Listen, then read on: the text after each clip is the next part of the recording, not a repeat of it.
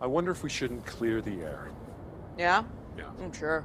I think that you can be a very selfish person, and I think you find it very hard to think about me. What? And I think you shouldn't have even married me, actually. What the fuck? Yeah. What the actual fuck? You proposed to me at my lowest fucking ebb. My dad was dying. What was I supposed to say? Perhaps no? I didn't want to hurt your feelings. Oh, thanks. Thanks for that. Yeah, you really kept me safe while you ran off to fuck the phone book. Oh, you were only with me to get to power. Well, you got it now, Tom. You've got it. I'm with you because I love you! Bullshit! You wanna actually clear the air? Fine. You betrayed me. You were going to see me get sent to fucking prison! Shiv! Welcome, everybody, to another episode of Need Some Introduction. In today's episode, we'll be breaking down the 7th episode of season 4, the final season of Succession, an episode called, what is it called? Tailgate Party. Right. It was on the tip of my tongue, but I couldn't find it. Yeah, I have my notes right here in front of me. I don't know why I didn't look at them. Anyway, Tailgate Party. Before that, I don't want to promise this because it's probably going to be a lot of episodes this week, but I don't want to call out a specific number depending on what I can actually achieve. I might be changing the format of the show just temporarily, although there'll be an announcement at the beginning of June.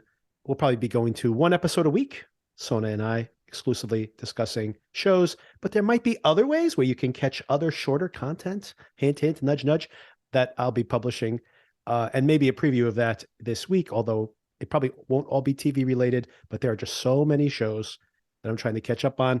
I'm watching Barry, of course, also in its final season. The Big Door Prize is about to wrap up, and I'll probably have a quick episode where I kind of catch everybody up on what's happened on that season. I have very negative thoughts about what's happening on the Ted Lasso show, which is also about to wrap up, completely outside the scope of this conversation. And they're just a couple of weeks away from wrapping up that whole show as well. So anyway, there's so much happening. Oh, and I have a recommendation for you, Sona, which I will also be reviewing later this week in a short, separate episode, like I mentioned.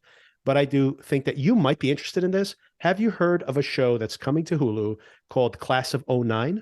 So, Sona, you at least 2 genres, if not 3, that you might be interested in here, all mashed together in this show, which premieres on Tuesday, I believe.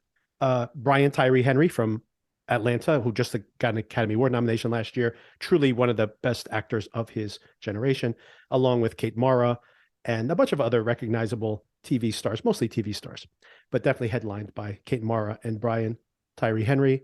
This show is about a class that graduates from the FBI in 2009, as you would expect. It takes place in 3 time periods. So we're in 2009, we're in the present tense, where they are working in the FBI, and we're in the near future, about 10 years out from where we are now. First of all, I love this idea. We've talked about it before. I love narrative where you move between different time periods and you kind of see what people did in the past and the consequences in the future, etc. It's also a mystery that rolls out over the course of multiple years, another thing you might be interested in. But what you may be most interested in is the main curiosity of the showrunner is how AI, which is already being baked into the judicial process, is going to impact the way we do policing in the future. So it takes that as a starting point where in the present tense, they're just starting to integrate AI into their processes, and you see speculation 10 years out, what does that look like in the future as well, right? So it's these 3 things, these people who know each other for decades, how crime they're investigating in the past impacts their future, and then of course how the judicial system itself is impacted by technological changes. So I think that is 3 things, at least 3 things that I'm very interested in, and maybe something you'll be interested in as well.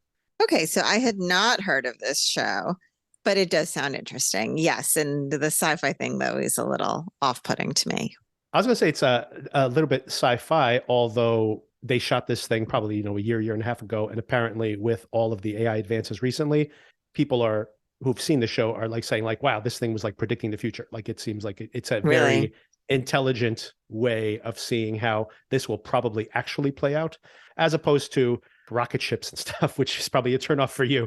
It's more about, speculating on the risks of, outsourcing. I mean, this is something we're all thinking about now, outsourcing creativity, decision-making, skill to technology, which may actually be better at it than we are. Right? So, one way or the other, what are the risks and rewards of that? So I think that for me, that's a true fascination, but it may be interesting for you, especially because it is going to talk about how we prosecute crimes, how we investigate crimes, and how we're going to more and more so just to talk about how fraught this could possibly be. Someone was arrested exclusively based on the fact they matched a photograph. They went all the way to court, by the way. And the whole entire time, this guy, who was an African-American person, by the way, and these photographs are not very well trained at that. And he sat in front of detectives and he sat in front of prosecutors. And obviously, to anyone with eyes, the picture did not match him at all. And it went all the way to court. And then they basically put up the photograph in front of a jury. And the jury's like, that's not the same guy. But the process is just so expected that this is going to be the way it's going to go that no one ever questioned, like, hey, maybe we should actually look at the photograph and look at this guy's face and see if they match. And they did not. And now they're sued for millions of dollars. And there's going to be more and more complexity to this as time goes by, obviously. Anyway, so I'll be watching that. I think there's 2 episodes premiering this week, and then it goes week to week. And but I will not be reviewing it in our conversations. But if you do decide to watch Sona, we can maybe pick it up in some future episode. Sounds good. Okay. As I'm watching, I'm taking notes, and I was taking many, many, many notes. The show's gotten so dense here as the show gets towards the end. And then my whole note-taking attempt got thrown in the garbage because of that sequence on the patio between Shiv and Tom. Incredible. Like a little, Who's Afraid of Virginia Woolf in 5 minutes on the patio. But first of all, I just have to say, and I'm sure we'll return to this, but I just want to give you credit. You totally called it that Connor was going to have some votes that end up being important for Mencken, and there was going to be an issue with that. So once again, I have lost track of how many times you have predicted the plot of something we have watched. So that was one thing I wanted to say. And then the second, and then we can actually start talking, was, oh my gosh, do I feel like an idiot to say that I said last week, I think Shiv and Tom could get a happily ever after. Right. Oh, I think everybody felt that way, though. I do listen to some of these other podcasts after the fact, after we record. There was a lot of talk on the internet going like, these are going to be the guys. This is Succession. They're the ones who are going to win. And I'm like, boy, did everybody read that wrong? Yikes. Goes back to, the continuing theme that we have in so many of our conversations of like, you can only push this stuff down for so long before it's going to be in your face one way or the other. And it all came to a head. But okay, I just wanted to get those introductory comments on the record. Now you go ahead. Sure. I want to spend more time on that patio conversation. So maybe I'll walk through the plot pretty quickly. And although whenever I say that, it never really goes that fast. But I'll try to get through it as briskly as possible because so much of these things are going to kind of coalesce in that meeting. Okay, so let's kick it off. We start off very promisingly. Tom and Shiv are back together. They're hosting the night. We already knew this. They were going to be hosting the tailgate party that night. Apparently, this was for every election night. Logan would throw a party normally, but I guess they've picked it up. They had already planned to host it even before Logan's passing. He brings him some hot new polling. He's chanting Rasmussen. I'm not sure why, but Rasmussen is notoriously right-leaning polling. If that's what they're saying, that the Rasmussen polling is showing that Jimenez is up by 4, then that would be really problematic for the Republican candidate because, like Rasmussen had Trump like tied to win in the last election. And then, of course, he ended up losing by 4 or 5 percentage points. So it really wasn't very close. So if that is the Rasmussen polling, then that would be very, very bad for him. There's about a 4-point lead for Jimenez. As Tom is heading out to work, he gives her a present, which is this scorpion encased in what was this about? I mean, I guess like there's that whole Aesop's fable about the scorpion killing the frog when it's trying to cross the river. I mean, is that what he's referencing? I mean, he's calling her a scorpion, that's for sure. But it's in a fun way, right, Sona? I think this is kind of where we end up on that terrace. They have totally blurred the line between poking fun and like their deep-seated resentments. and I think they're just bleeding into each other such that, you can always excuse something by saying it was just a joke, but there's so much underlying, there's so much baggage between them at this point that very little is just a joke. We're 1 episode after them playing Bitey, so this is kind of in that tone, although maybe a little too on the nose, maybe a little too. I mean, I don't know how to read this gift in a positive way at all, to be honest with you. But then you see, though, I mean, apparently their chemistry is great. They're up all Yeah. night, right? Yeah, So somehow absolutely. he still doesn't know she's pregnant. That's a whole other thing. But, Exactly. Yes. So that's what kind of was strange to me. But I guess it is in keeping with their whole relationship to have these kinds of contradictions. Yeah, and it goes back to that idea, like you mentioned, that it is this kind of schoolyard pranking, but I feel like there is all this animosity and they have never addressed it with each other, especially her. And maybe this comes back to her relationship with her brothers as well and how they used to play, or not so much play, but she had to pretend she wasn't being hurt by this play. This roughhousing emotionally as well, she has to pretend to be tougher than everybody else. And, eventually she gets a scorpion gift, and I don't think she really appreciates it. The bigger question there, though, which is curious, is that, they were just playing Bitey the night before. This could be potentially considered an extension of that. And I guess in a dark way, playful, but he had to have ordered this thing earlier. Like, how long has he been sitting on this thing? How fast can you get a scorpion encased in lucite? I mean, if you've got that kind of money, anything is possible. But True. He overnighted it. I mean, is this their version of the blood bricks that Mattson was sending? In a way. Right? It's all rich people send strange mementos, I guess, is my takeaway here. And that will come full circle when we get back to that scene on the balcony towards the end. Speaking of Mattson, he does text her on the way and wants to get some kind of inside scoop. The Living Plus, as we expected anyway, that maybe this actually makes sense to some extent. Living Plus, upon any kind of review, is going to fall apart, but they don't care. They simply want to pull off multiple stunts. This is very Elon Musky on their part, by the way. They just kind of pull off multiple stunts over a short period of time to just keep the stock price goosed, which makes it unpurchasable by Mattson because he just doesn't have the cash to buy it. Mm-hmm. And he kind of senses this and he goes, well, that's, what else are they cooking up so I can be ahead of it in case I get another bump on the stock price? She goes, I don't know. I don't have any inside information, but are you planning on coming to the party? He says that he is not interested in attending, what did he call this? Putrid AOL era stuffed mushroom fuckfest. I love stuffed mushrooms. That would I have do me there too. alone. I do too. So he said stuffed mushrooms. I was like, stuffed mushrooms. I'm definitely going to that party. I don't care. Sign me up. AOL era or not. I'm AOL era. Hey, I'm fine with that. That's right. I had no funeral question mark, but we're definitely going to have a funeral. Yeah, I mean, this really amplifies how little time has passed. Yes. Since Logan's death, which honestly, I don't know how this crew isn't a bunch of zombies, considering yes. all the travel they've been doing and all that. Tom is so tired. Yes. Eventually, Shiv decides, yeah, I do like the scorpion. Not sure how to read any of that. She does seem to actually come around to it after, I guess, parsing it a few different ways. But once again, that remains to be seen if this is all a performance on her part. Always, basically. Could be a cute gift if someone is a Scorpio. Yes, true. Maybe Shiv's a Scorpio. I mean, they didn't spell that out, but I think she wouldn't have been so shocked by it if there was any association with it. Sure. She's like, but I'm a Pisces. Yeah. Exactly. Could have got me a crab or something. Pisces, no. Fish. Those are fish, right?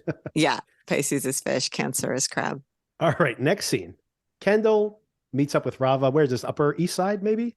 It must be. I would have to conclude that it is, but I don't know. I didn't recognize I recognize that coffee chain that they were in front of, but I don't know all its locations. This appears to be, I guess, like just a spot where they meet up anonymously. He just wears a baseball cap, which was what he always wears, and somehow he's incognito. Not sure how that works. Anyway, she has some news. Sophie, who's South Asian, they adopted her.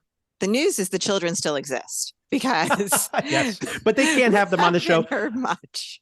People have been mocking this. They cannot have Iverson, who's going to be 6'4", come back down the show. Supposed to be 6 months after he had already grown a foot. Like it's not going to work. And Sophie, their daughter's got to be like 10 now or something. Like she's supposed to be like 6. Like this is not going to work. It's not going to work. No. Okay. Fair point. Maybe CGI them down, like their faces onto like kids' bodies or something. So it turned out she was pushed by someone in the streets. The person, I guess it was a woman, actually sounds like she was wearing a Ravenhead shirt. Ravenhead, of course, is like the Hannity analogy here on the show. or maybe even more so before he got kicked out, which is funny that this is all happening at the same time. The Tucker Carlson thing, which is, he's been leaning more into that anti-immigration, anti-minority mindset on the show. The kids at school supporting her have set up an anti-ATN group, which is supportive of her, but then simultaneously, of course, she has complicated feelings. That's the company that her dad is now the CEO of. So especially after speaking badly of that company, and now his dad's suddenly running it like full steam ahead when they have a fascist coming into office potentially. And then this scene goes so badly. He starts saying to her, "Where were you?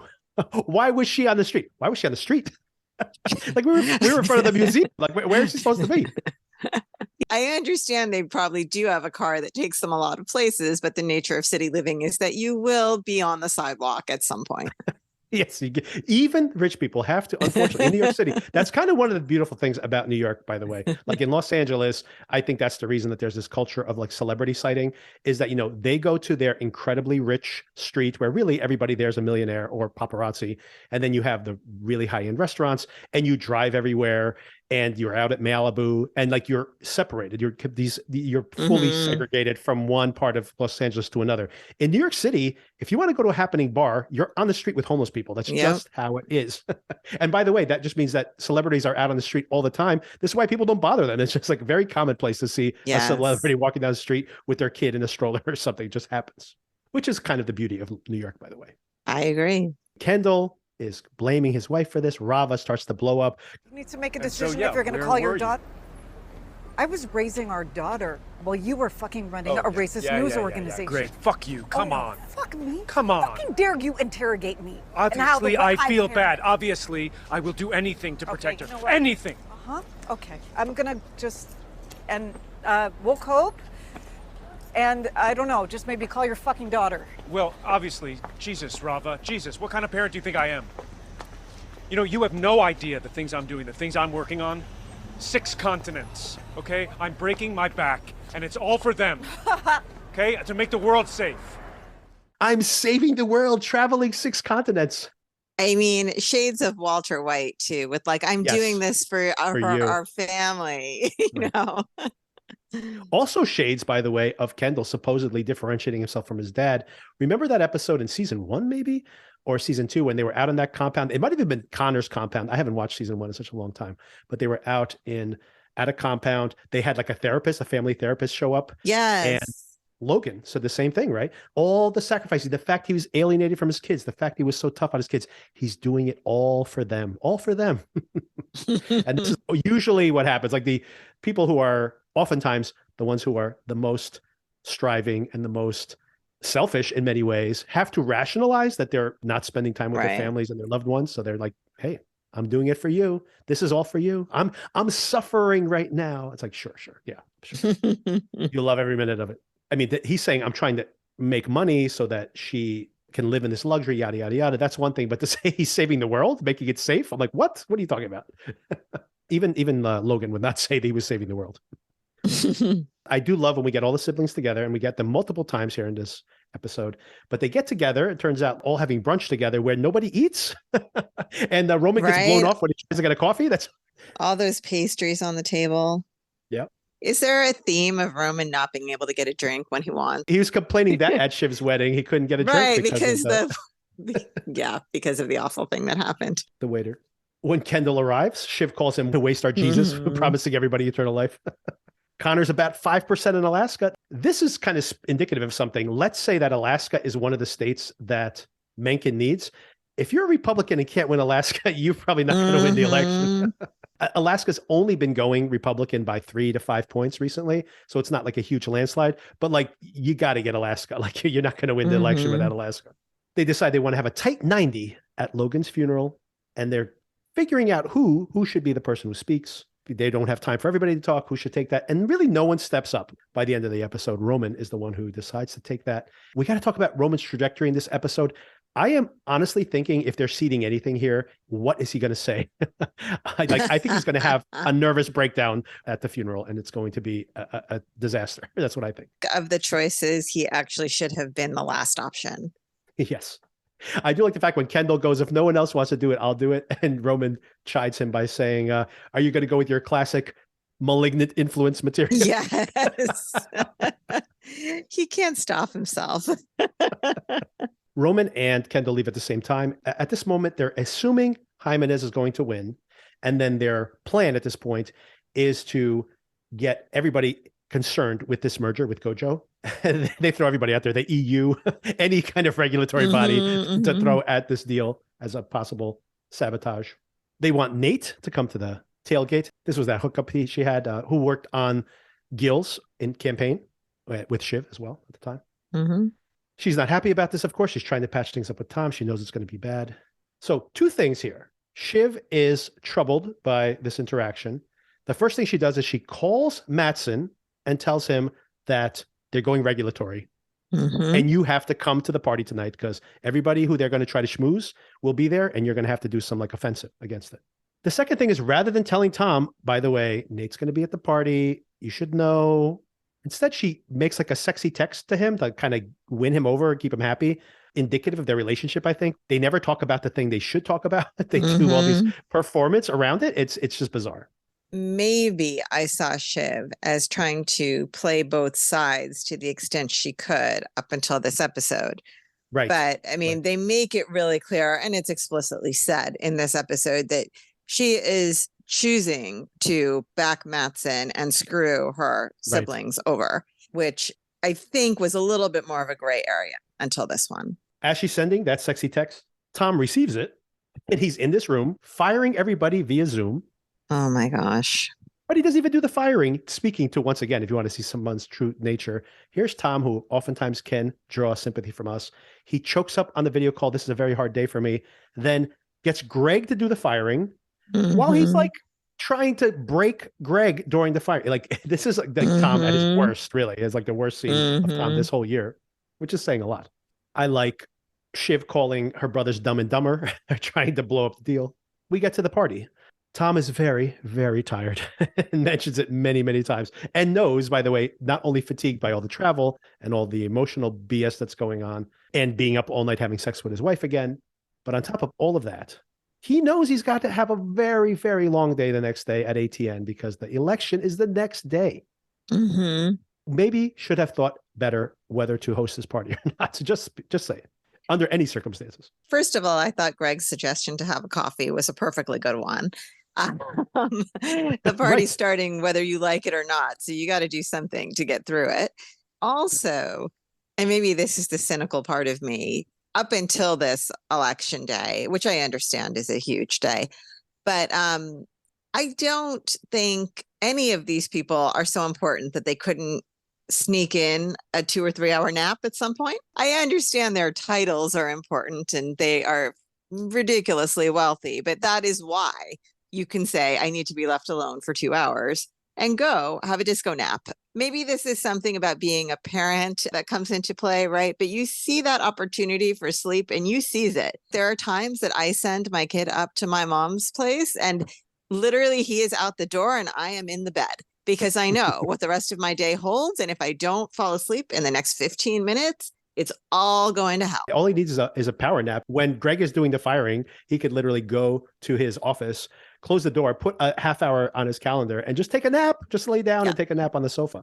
Just seems like really poor planning to me. I think the tiredness is beyond just physical tiredness at this point. Well, we see that by the end, yes. Speaking of how he probably can't sleep even during his party, he is very stressed out about trying to schmooze Mattson to protect his position. I like the conversation he has with Greg, saying that he should try to do the same. And Greg says that he's gotten multiple indications from Mattson that he hates him. He says he'd love to feather that bed, but instead he has to be Team Kenro because it's the only option he has. Greg reading the room well for once. He is that rat that is trying to survive, grabbing from one piece of driftwood to the next. Yeah. So I think that he is adept at that, which is why I thought it was so funny earlier when he was calling Carrie a rat, when I was like, kettle to pot. Yeah. Mencken is called Roman, by the way, and like you mentioned earlier, he needs those extra percents. Can he get Connor to drop out? I mean, this is really too late. As they already mentioned, he's already on the ballot. You can't remove someone's name from the ballot with a day to go. Even if you announced it, how many people who have voted or voted early. I mean, a lot of people vote early now. I mean, is this really going to sway things? But I guess he's desperate. If he makes some crazy offer and he doesn't win the election, then he doesn't have to comply with it anyway. So it only matters if he wins, right? And he hasn't won yet. Good point. I do want to get your read on one part of this interaction. Roman obviously committed to the Mencken thing. I think he's way more into the Mencken thing than he's letting on. I like Kendall, who obviously this whole thing just happened with his adopted daughter. And he says, fuck that guy, right? Which then Roman goes, well, yeah, but wouldn't you want to be close to him just in case he wins? And all of a sudden, Kendall's like, yeah, you're right. Let's go forward, move forward with the plan. And it's like such a quick reversal. And like this whole conversation he had with Rava, speaking to how little actually emotionally committed to his family. It's like that did not even delay his thinking for a second. And I think that is important that how quickly he switches here in this scene.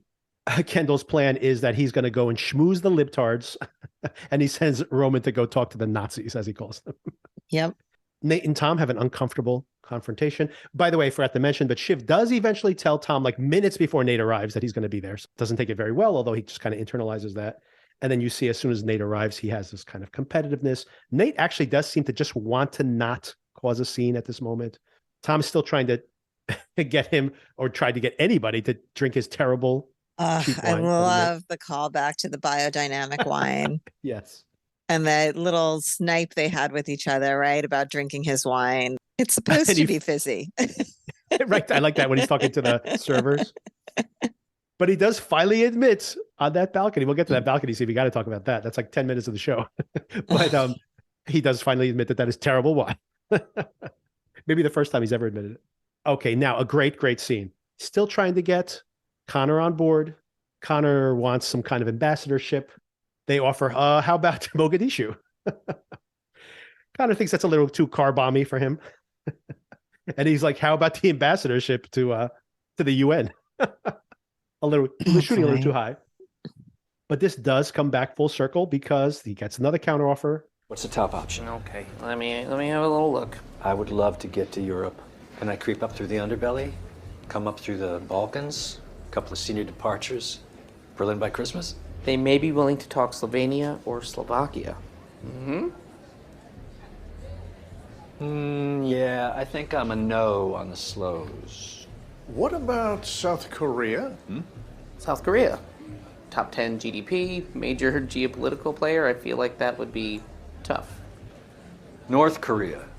Easy, my liege. You don't know. Nobody knows. That's the point. I could open it up like Nixon did China. Con, they're not going to put you anywhere with nukes. Well, that's insulting. I don't think I want to go anywhere that doesn't have nukes. All right, well, how do you like Oman? Oman? Yeah. Poor man's Saudi Arabia or rich man's Yemen? I have to check. See what my woman thinks about Oman. Nice. Yep, good. All right, good. I don't know if it was before this or after this, but around this time, there's a moment of silence for the dearly departed Logan Roy. And this is when Mattson shows up in his gold lamé jacket. And he's like shushing himself, like, ooh, did I walk in on something? Like, so just like the perfect moment to get off on the wrong foot here with Kendall, not necessarily with the rest of them. Lucas immediately goes to Shiv. Shiv starts showing him around. Shiv is, like you said before, playing both sides. She's like, I'm going to stay close to him. Kendall actually tells her, stay close to him. He seems to like you. It's later in the party when he starts to think like, Greg, go intervene because something's going on. Right. Lucas is talking to Nate. There might be some questions about whether this is a good merger or not from the investors, but of course from the regulators as well. They do have concerns that you're giving all this data, and there's a lot of data privacy concerns here across the board, by the way, on the right and the left, and that tech is really consuming too much of our data and without any kind of transparency, and says, well, we're going to be handing a lot of different data channels to you and invasion of privacy, yada, yada, yada. Lucas counter argues that, well, someone's got to end up with the business. And are you going to give it to those two fail sons? Like, call them fail sons. Good point. And Nate takes this or starts to mingle. This is where Nate seemed to be pretty nice with Tom, but is a little mean, going like, well, what do you expect at the top of ATN? What's going to happen there? I don't know if he's intentionally trying to throw Tom under the bus, but he does get Mattson to say, oh, big changes there, big changes. And then, of course, this is something that becomes trigger later on as all this basically Mhm. gossip starts to spread around about his departure. And Tom starts hearing it secondhand as he's trying to save his job. Not good news for him. Nate runs into Kendall. And a good reminder here that, I mean, they've been friends since high school, since college. I mean, they definitely since college, right? Because they hung out and they went to school together. Kendall's trying to use this and he's saying, hey, you know, we could be good to you. Our news coverage will be nice to you for the first 100 days. We could really grease the wheels, or we can make it bad for you if you win. All you got to do is like, you know, throw an investigation at Gojo. Nate gets really uncomfortable about this. I like his comment here that he says, man, I forgot how eager you were to get laid at a party. And Kendall's just like, yeah, looking to get laid. He like looks so awkward there, like trying to respond to that because he's been so called out at that moment. And he says, look, I don't know what you think is going on here, but I'm not Gil and you're not your dad. And I don't mean that in an offensive way.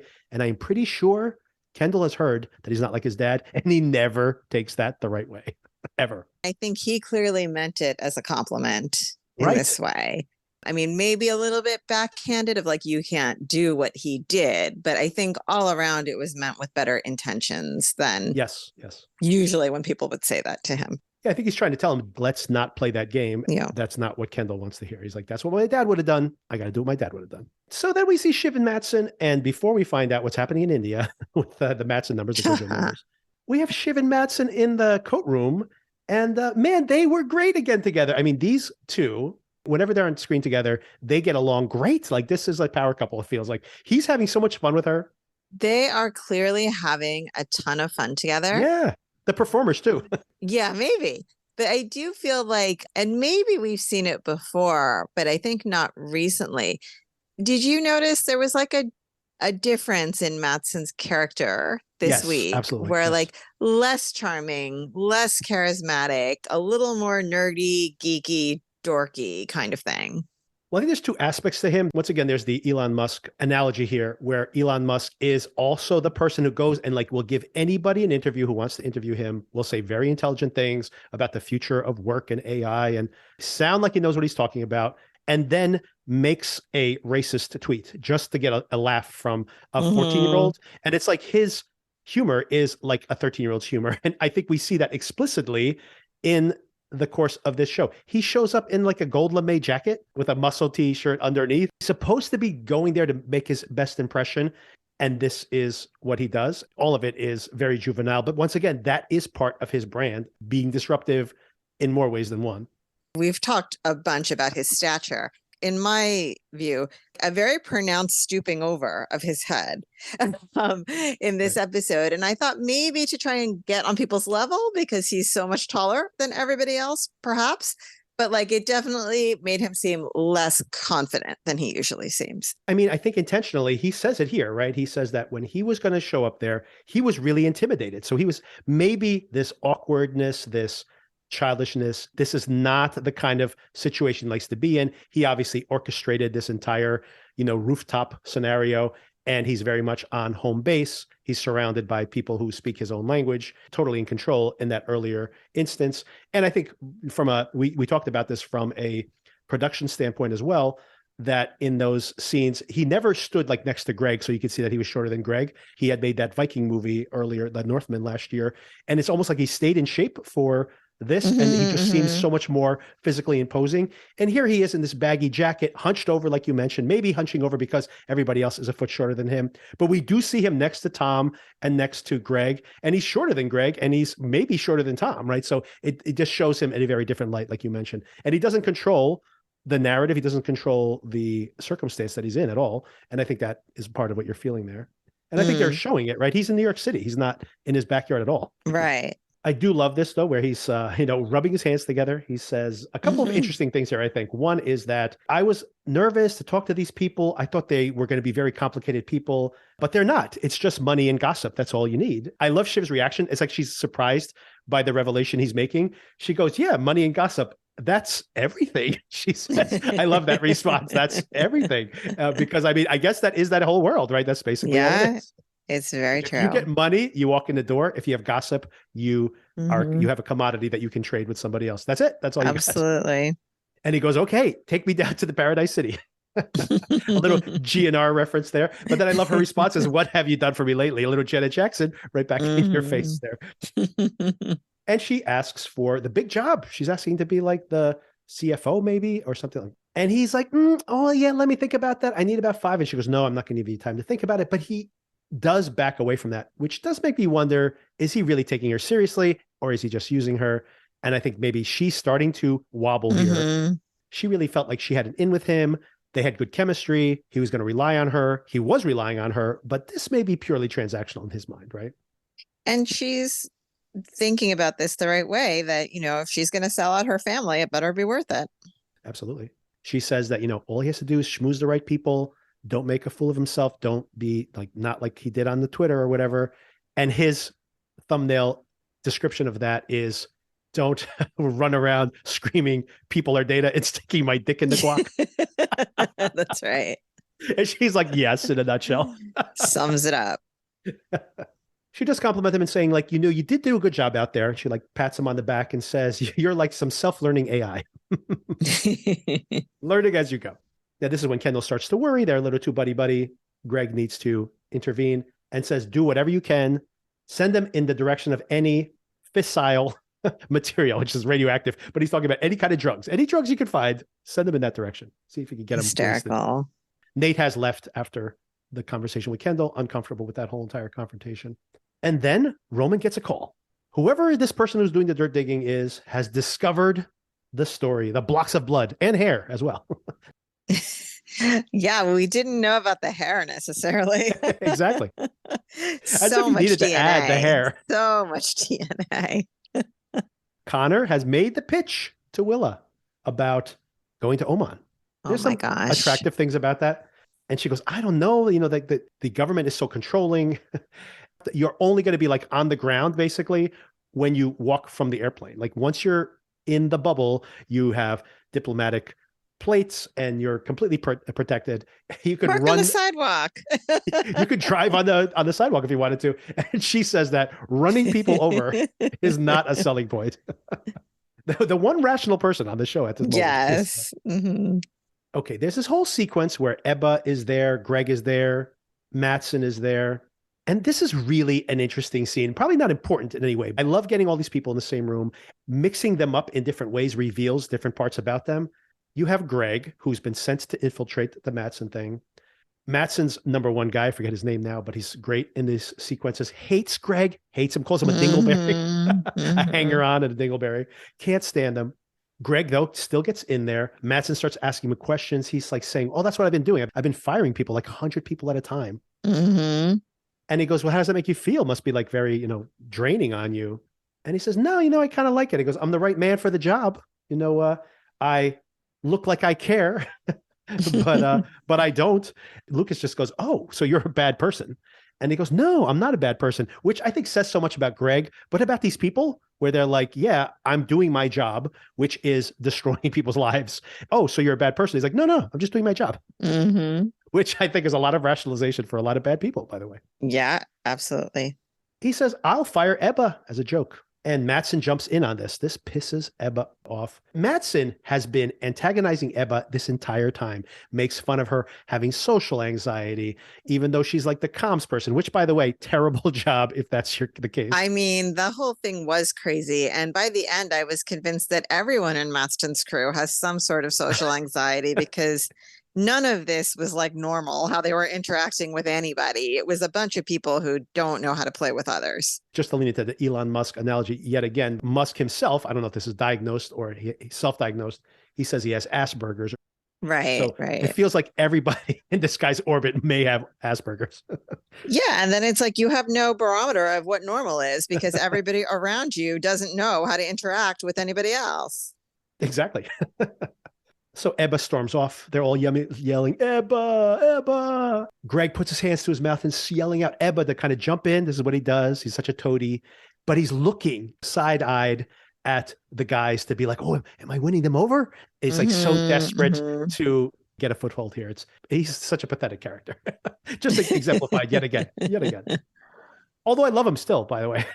We've all, especially at that time in our lives, have been out of our depth, just trying to get a foothold in our careers or whatever. We've all been there where Greg is.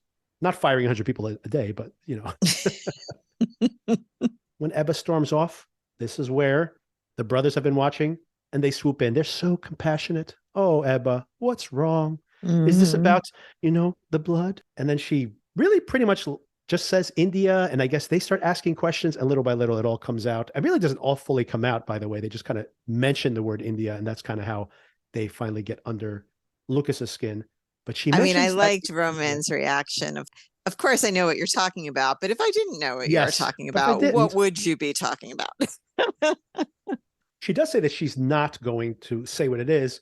She just says India and February. I guess it's like when these numbers will be made public. They suss out that there's something wonky about the numbers of subscribers in India for his platform. Eventually, through the grapevine, gets back to Shiv pretty quickly. Shiv starts to worry, right? She's put all her eggs in this basket. She confronts Matsson back in the coat room again. He's hunched over, like you mentioned, and very much, speaking of his demeanor here, this is a little kid who's been caught lying, right? Exactly. Yes. Just says, what's going on with the numbers? And he goes, oh, you mean India? And there you go. All the confirmation we need. And apparently this is a big part of their growth story, and their current valuation at the level they are is the amount of growth they saw in India. I don't know if this is intentional or if it was literally just a stupid, because I've seen this happen before as well. Just a really stupid accounting mistake where they say that, well, the Indian numbers are half of what they're supposed to be. They would make sense if there were two Indians. I love that. They would make sense if there were two Indias. I think later on, Shiv goes, let's go build another India. And he goes, let's go build that. I like that. I like that idea. Sure. Another country with 1.5 billion people. And she goes, well, how's this going to work? Those numbers are going to come out. And he goes, well, if I make this deal soon, that's going to be everything everyone's going to be talking about. There'll be a lot of razzle dazzle. And then the subscribers will come along with the merger. And then my numbers will make sense. Maybe next quarter, maybe. And Shiv is very disturbed by this whole interaction, obviously. So now she has to decide who's she going to bet on here. All right, we're getting close to the moment of truth on that balcony. But a couple really, really important scenes. Jerry runs into Roman. Before you get there, when Roman sees Frank, is it? And he says, oh, Jerry came. And I myself have been wondering, is Jerry fired or is Jerry not fired? It hasn't been clear to me. And so I'm trying to suss that out when Roman says to Frank, oh, Jerry came. This is great. And he says, no, she's incredibly angry. Yeah, she's very angry. Exactly. Yeah, good thing to set that as context. He runs into her. He's very uncomfortable, as he always is, by the way, with any kind of actual human interaction. And he's trying to smooth things out with her. She says, I am done. I'm going to take my money. It's going to be hundreds of millions of dollars. And I have a narrative and I have a PR firm. Roman's shaking his head going like, good luck. You're not going to get that money. And she says, I am going to create a narrative and you're going to stipulate that for 5 years, the narrative will be exactly what I say, every word that my PR firm says. And if you contradict it ever, she's like, I have like hundreds and hundreds of pictures of your genitalia that I will present to the media. We know it's true. Absolutely. And he is flummoxed by this. Obviously, like she owned him right there. And this is something he cannot tolerate. And as if he can't just take the loss, he goes and he wanders over to Connor to try to get the win and starts to pressure him into saying, are you going to take the Oman deal or not? Are you going to do this for Mencken? Connor's still asking like, well, are you going to sweeten the deal anymore? And Roman just says, why would he do anything? You're a loser. You're a joke. Everybody in this room knows you're a joke. But of course, Willa, as soon as this conversation begins, Willa had brought up the fact that like my family is very uncomfortable with the Nazi you have running as Republican candidate. So that's really where she's putting her thumb on the scale. You complimented me for coming up with that expectation that there would be some kind of sweet deal. And maybe that will still come in. Maybe he'll get a much, much sweeter deal potentially. Although, once again, I don't think it's enough to swing the election one way or the other. So it might not be worth it. Right. Could be another shoe to drop next week, possibly. But I really feel at this moment, Connor's just like, you know what? I am walking out of this room with the one person who actually believes in me and who doesn't think I'm a joke, if you honestly mean that everybody here thinks I'm a joke. And screw you.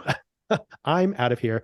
And he makes a really good point. He spent hundreds of millions of dollars to get to this point, and he does matter for another minute. And he's supposed to just throw that all away just because what? Because Roman calls him a loser. I would walk out as well. This is terrible, by the way. Roman calls him his wife and does air quotes. That's really, really not nice. Yeah, that was mean. And it really feels like, can they come back from this? But I guess they've come back from worse, actually. Then another just incredible scene. We have Mattson sitting on the ledge now, much more comfortable now in the surroundings. And Mattson is going, cool family, like mocking him. Roman goes, yeah, cool family. Go tweet about it. And then he starts to belittle New York. Oh, yeah, New York used to be the place to be. He calls it like Legos because the architect, there's no kind of architectural consistency. He compares it to like new modern cities. And of course, this is new technology versus old media, right? Like exemplified from a new city versus an old city in his thinking as well. And I like how he switches this around and says, nothing happens in New York unless it happens everywhere else first. And Kendall says, oh, yeah, that's a good one. Go put that on a cup. Coffee cup, yeah. But it gets more antagonistic. And then Kendall just starts playing his hand, going like, oh, yeah, your numbers look good, huh? And here they are, two bullshitters. Now we see that these two people are very similar. We found out, by the way, from Ebba, that this is shades of Elon Musk once again, that he wasn't even a good coder. Musk notoriously is not known as a very good coder either, just more of a salesman. And once again, here we have it again, two bullshitters recognizing each other. I like the fact that he says, oh, yeah, those living plus numbers, I love to see those get broken down. Like he's basically saying your estimates are bad. And Kendall goes, oh, yeah, those are estimates, though. How about when you lie about your numbers, your actual numbers? So they're calling each other out without actually calling each other out. And speaking of being like a little 13-year-old kid, he says, I've seen your numbers. Your numbers are gay. I know. Like, what is he, 11 years old? Like, what is going on here? Oh, my goodness. Oh, God. Kendall, to his credit, says that seems a little homophobic. Yes, exactly. This is where things get so ugly that Lucas is basically saying to him, oh, you still want the deal, though, right? You still want the deal? And Kendall says, absolutely, biggest overpay in history. So he's literally saying, our company's not worth what you're paying for it. Think about that one. He gives him a kiss and they go their separate ways. Shiv tries to intervene here as well, which is part of the reason they kind of break it up finally. After this confrontation, Tom starts saying that he's really tired and he just has to go to bed. Shiv is telling him, like, you can't leave me out here to host this alone. This means that they wander out to have a conversation on the patio. And then things get really, really bad. You're pathetic. You're a masochist and you can't even take it. I think you are incapable of love. And I think you are maybe not a good person to have children. Well, that's not very nice to say, is it? I'm sorry.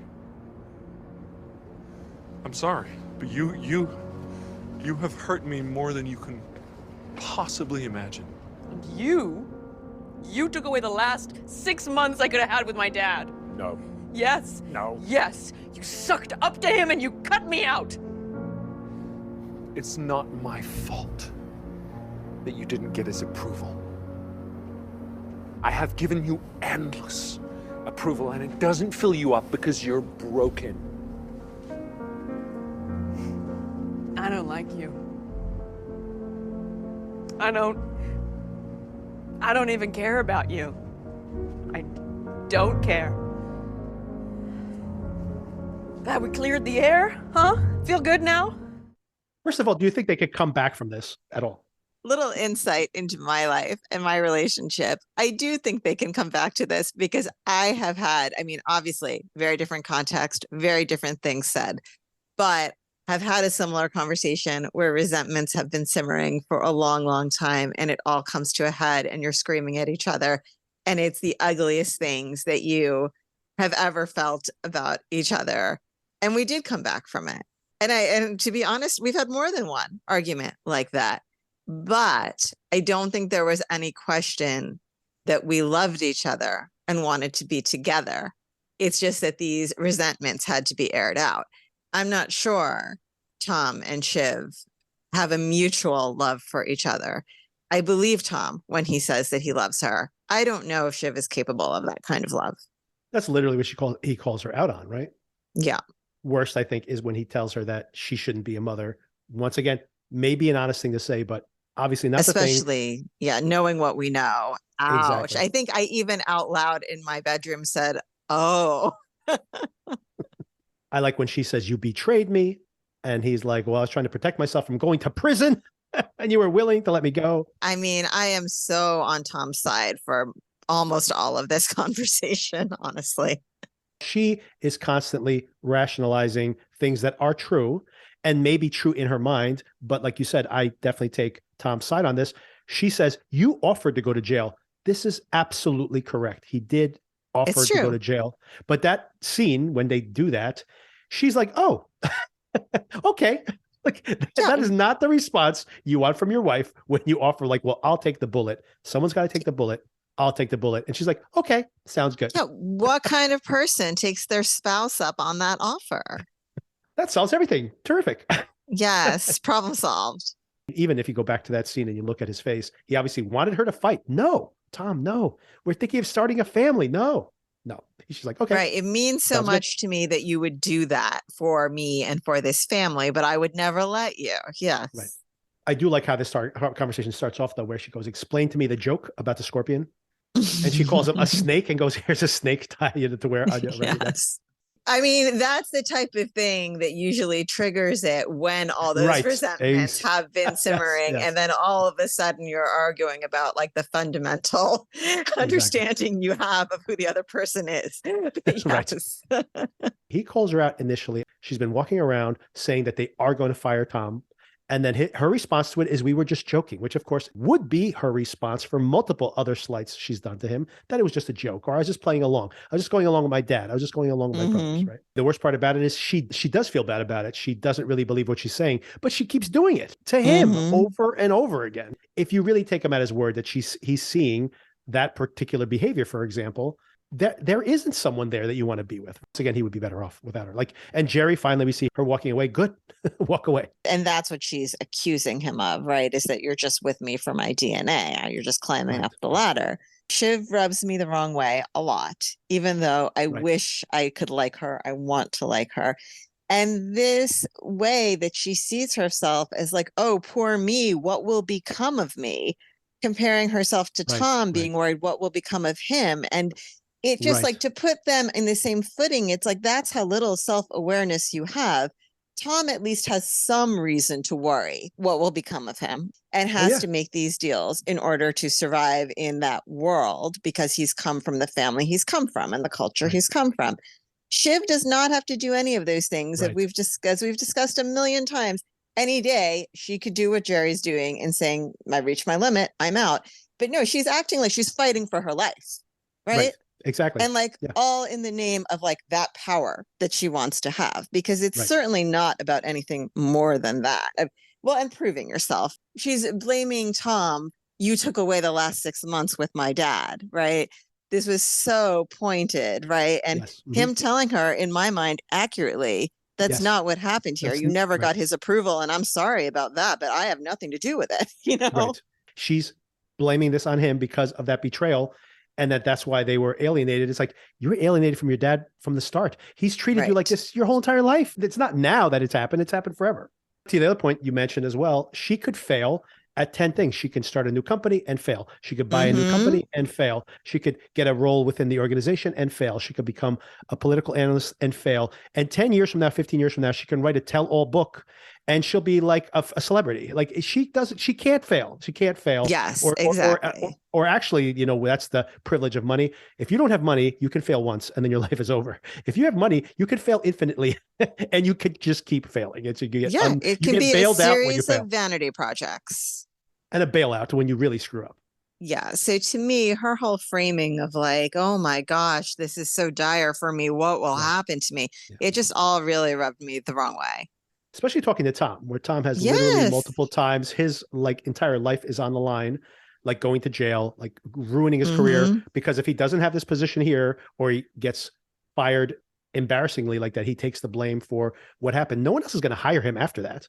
She could just make her own job after that. If that happened to her, everything here is stuff that we've said here on the podcast, by the way, and it's just all out in the open now. And it feels like it's very hard for them to come back from this.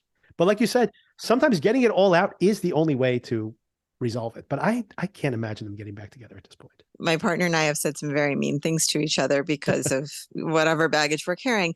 but never something as mean as, what was I supposed to say when you proposed to me after my dad was in the hospital? Yes. I mean, that, like You I could have said, we said no, always as he says. had a fundamental understanding that we loved each other and wanted to be together. And I think that's really put in question, has always been in question, but now is finally being said out loud. Did they ever really want to be together? Did she ever really want to be with him to begin with?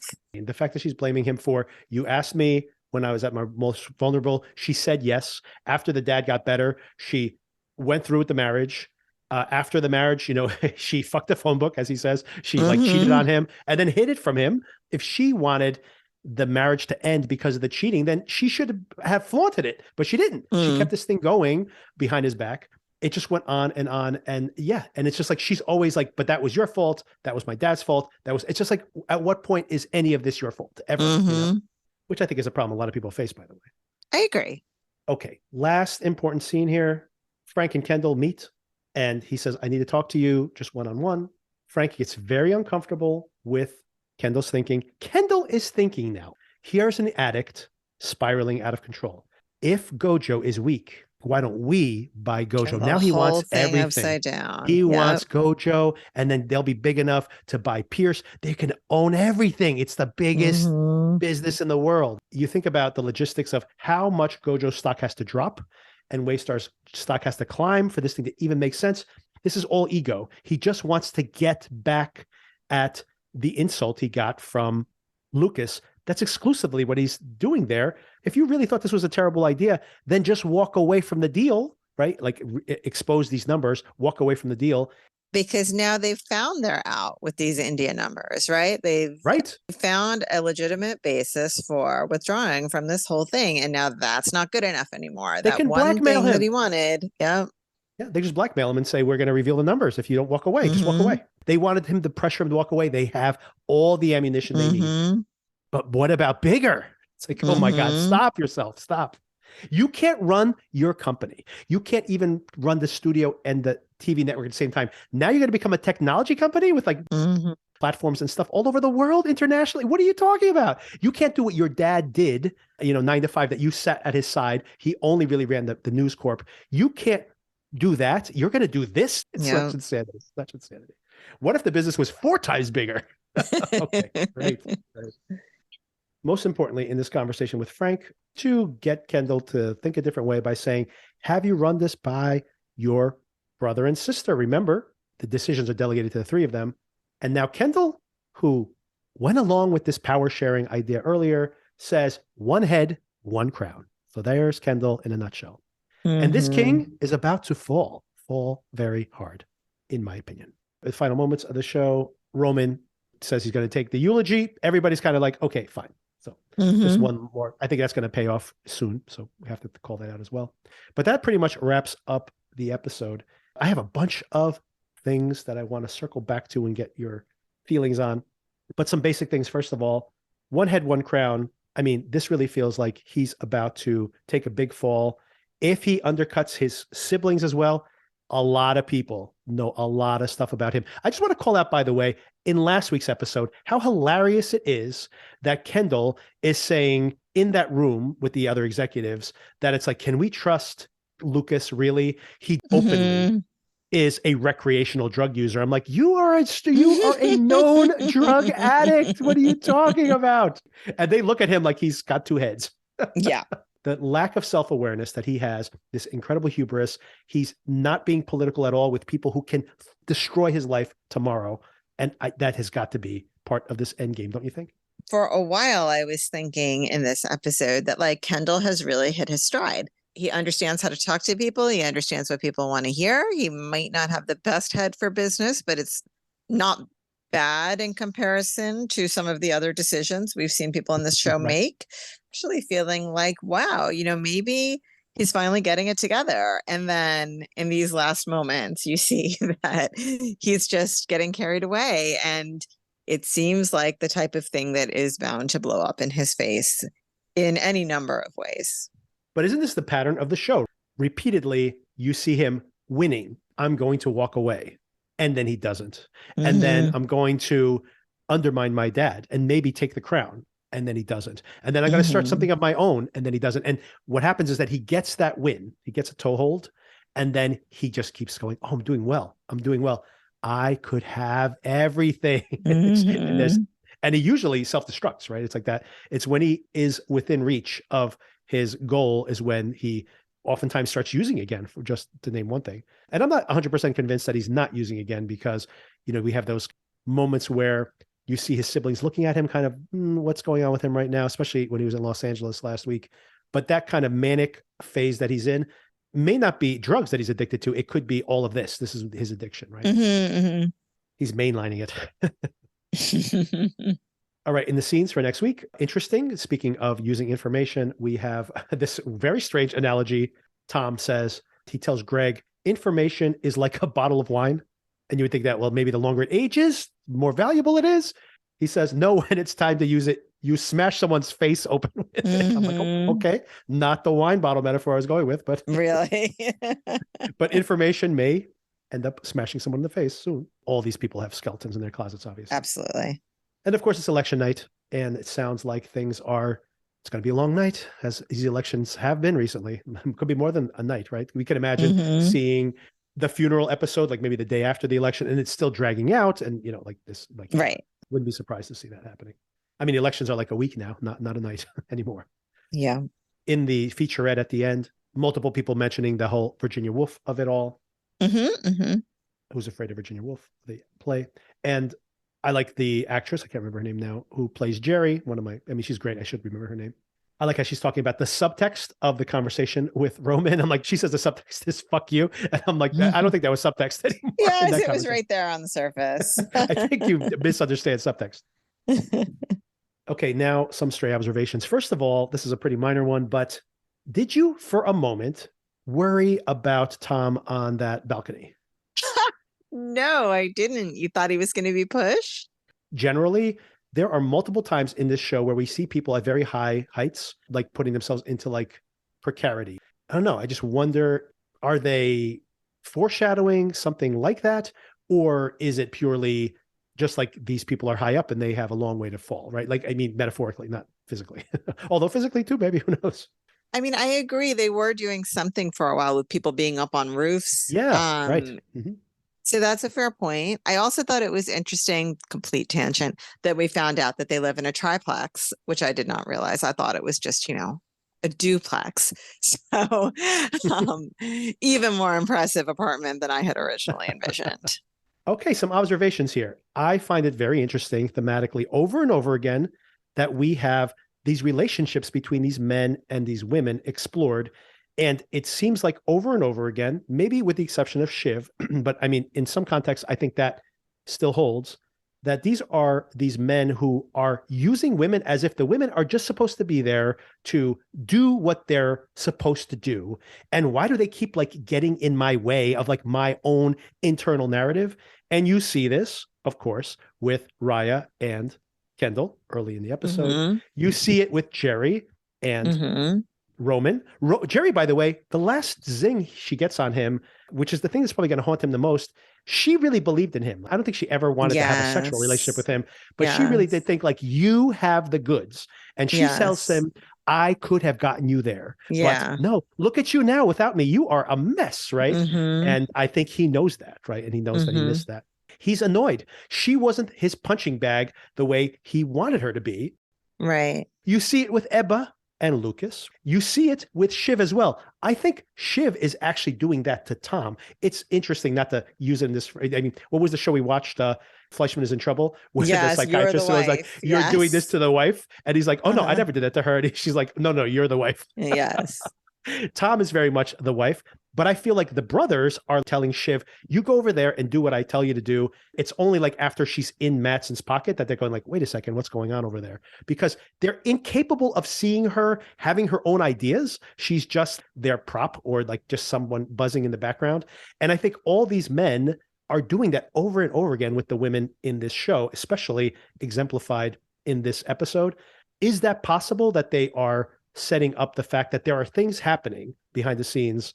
We're focused on these guys. They're not seeing what's actually happening, right? Is that a possibility, you think? Maybe this will be a theme of what women do when they're pushed to a limit. Because Jerry now is saying, okay, you know, that's it. You've treated me like crap one times too many, and I'm exiting, and it's on my own terms, and it's going to cost you dearly.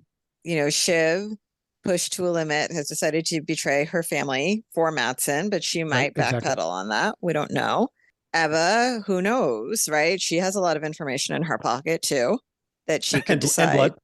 Yes, and DNA. It's an interesting observation that you're making about men and women and how they react. And to me, it would be very interesting, although perhaps out of character with this show and what it has been, to, in the end, have the women be the ones that have all the power because they have put up with so much crap for so long, and then yield that power to create their own future. That dovetails directly into the other theme I wanted to bring up here. Can you read this entire show? There was a certain type of narrative around being a business person that we grew up with, right, in the 80s and 90s, where it's like the whole idea that, you know, you have to kill your competition, you kill them and eat them. And it's like, and it was just idea that, well, of course, that's how it is. This is how capitalism works. And it was the foregone conclusion that this is exactly what you do. You literally, you know, they call them pirate capitalists, or just acquiring and acquiring and acquiring, and then,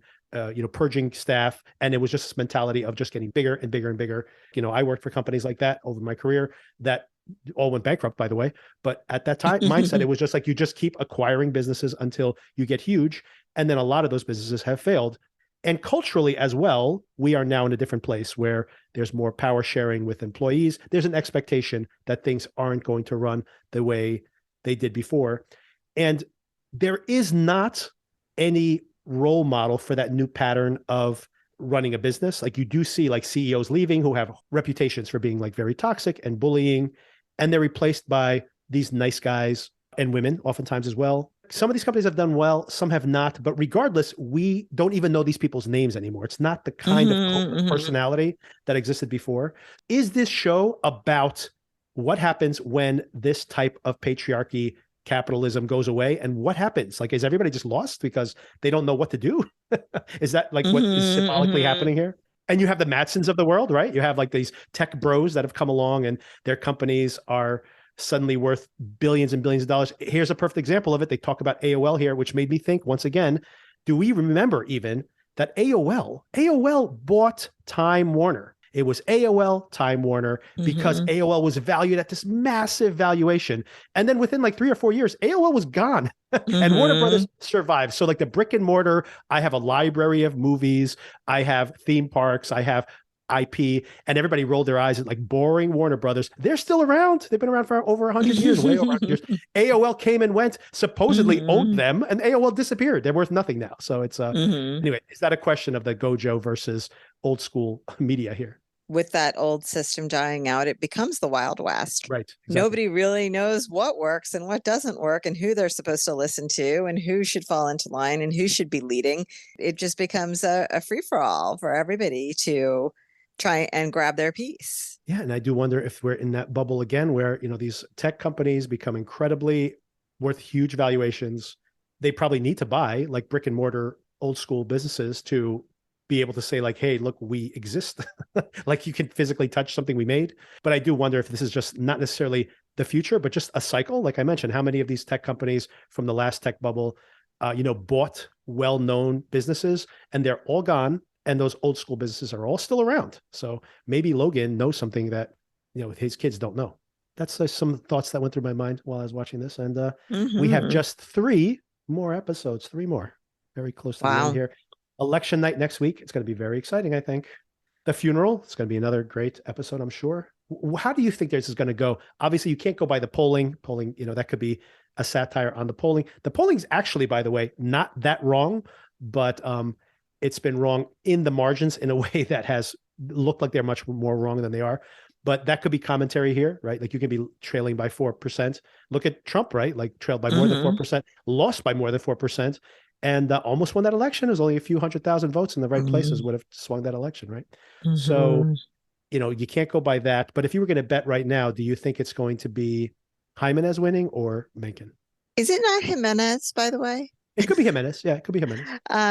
It's not going to be Mencken, but for the reason, not because of anything substantive that's happening, but for the reason that I feel like we would have seen that actor a little bit more before now if he was going to win. Does that make any sense? It could be heavy on him in the next 3 episodes, though. So it could be. What do you think?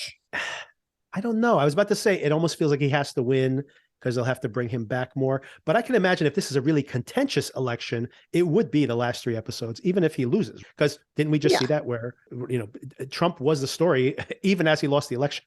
He was definitely the story more than Biden, who was just chilling and counting his votes. Speaking of, okay, in the trailer, we only see Mencken for a second interacting with Roman.